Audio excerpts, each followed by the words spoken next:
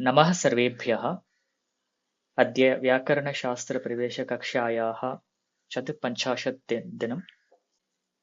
अस्तु, अत्र लघुपरीक्षायाः उत्तराणि वयम् एकवारं पश्यामः। So this is the syllabus. The syllabus is very simple. The entire Visarga Sandhi Prakaranam, including some additional sutrams from previous chapter which are related to Visarga Sandhi, like Kharvasaniyo Visarjaniyaha, Visarjaniyasya Saha, Kupoho, Kapaucha, Anantam. So these sutrams though we have studied earlier as part of previous prakaranams, but still this pariksha contains syllabus for all of them. In case if you are not written the exam, or if you are planning to write the exam, then you can take the question paper, write the examination, and you can watch this video again. You can find the question paper link in the description. Okay, उत्तराणि पश्यामः। अत्र ससजुषोरुः इत्यस्य सूत्रस्य सजुष शब्दस्य उदाहरणं दर्शय। सो अत्र सजुष शब्दस्य प्रक्रिया दर्शनीया भवति। अत्र सजुष, सजुरुः, पुनः सजुः। अत्र मुख्यतया तत्र सजुष तथा सजुरुः, सजुः इत्यतः सजुरुः, तत्र सजुषोरुः इत्यस्य कार्यं भवति इति दर्शनीयम्। अनन्तरं रामः इत्यस्य प्रथमाविभक्ति प्रथमारूपस्य सूत्रसहितां प्रक्रियां सिद्धिप्रक्रियां लिखत। तत्र रामसु, रामस्, रामरु, रामर्, रामः। पुनः पुनारमते प्रक्रियां लिखत। तत्र पुनर्रमते, पुनरमते, पुनारमते इति प्रक्रिया। पुनः अग्रे रामश्चलति प्रक्रियां लिखत। तत्र रामश्चलति, पुनः ससुषोरुः, अनन्तरं खरवासानियो विसर्जनीयः, तेन रामः चलति। ततः पुनः विसर्जनीयस्य सह रामश्चलति। पुनः तत्र श्चुत्वमपि भवति, अतः रामश्चलति इति अन्तिमं रूपम्। वाशरी इत्यस्य उदाहरणानि लिखत। वृक्षस्सेवते, हरिश्चेते, रामषष्ठः इति त्रीणि उदाहरणानि। अनन्तरं रामो गच्छति, रामो अस्ति, अनयोः प्रक्रियायां को भेदः? अत्र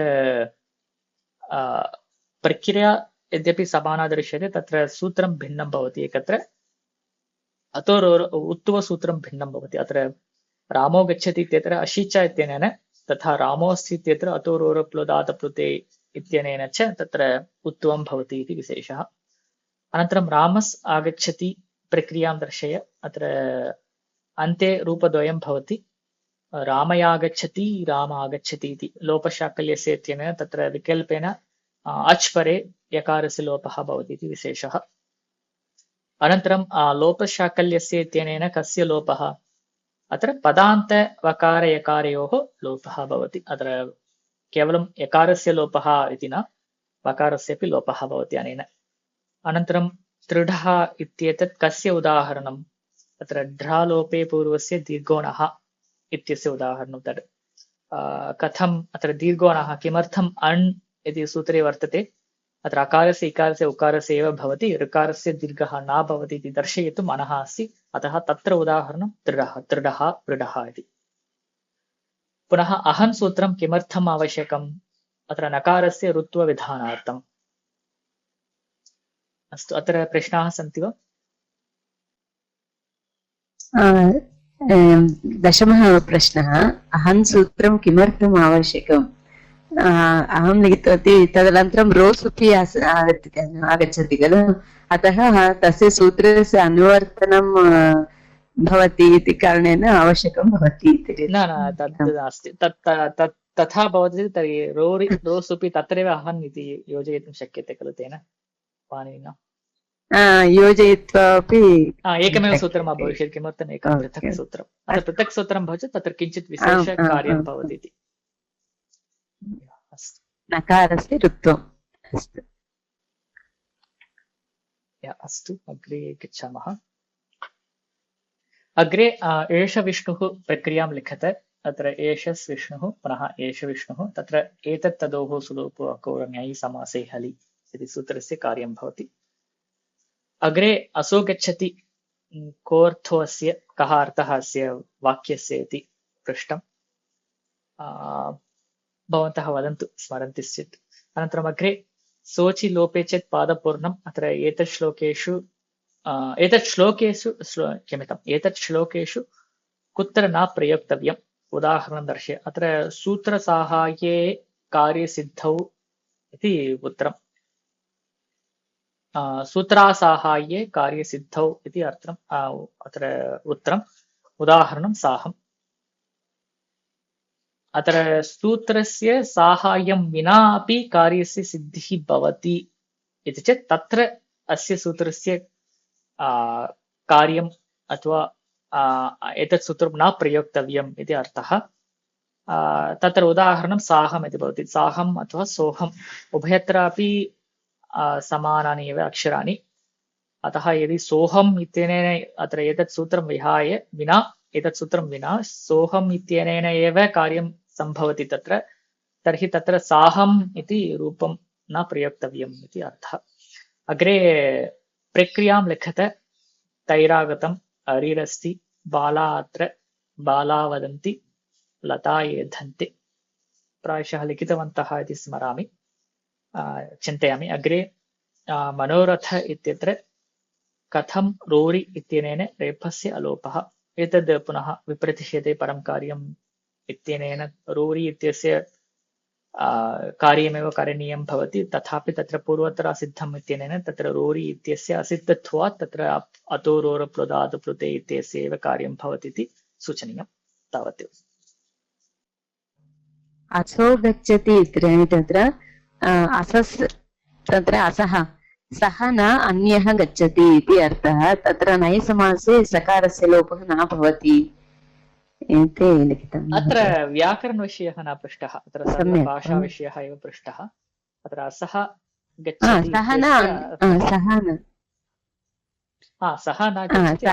अन्यः गच्छति इति अर्थः। सम्यक्, अन्यः गच्छति तद् लिखितं। तदनन्तरं नैसमासे सकारस्य लोपः न भवति इति तदपि प्रक्रियाम् अस्ति महोदय। कथम् असो गच्छति आगतं तत्र तद् न पृष्टं, लिखितं चेत् चिन्ता नास्ति। क्षम्यताम्। नमस्कारः महोदय। नमस्कारः। अत्र 13th क्वश्चन्। सूत्र असहाये कार्यसिद्धौ साहम्। अत्र पादपूर्णं छन्दसि वा न चेत् न प्रयोक्तव्यम् इति साधु न वा महोदय? तदपि साधु। ततः परं पुनः पादपूर्णं कर्तुम् एतत् सूत्रं विना अपि कार्यं भवति चेत् तर्हि न प्रयोक्तव्यम्। अत्र उदाहरणं साहं सोहम्।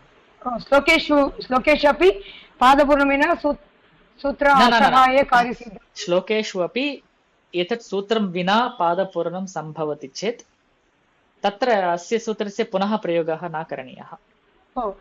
पादपूर्णं विना सम्भवति चेत् न। So if you are able to achieve something, if you are able to achieve Padapurna without this sutram, then you cannot forcefully apply this sutram. Correct. Avagatam Mahodaya. Saham, Soham. Astu Mahodaya. And then 12th question. Aso gacchati, ha saha gacchati, na saha iti arthaha. Kortasya astu Mahodaya. Kaha arthaha. Na saha gacchati iti arthaha. अन्यः गच्छति। सः न गच्छति, अन्यः कश्चन गच्छति इति अर्थः।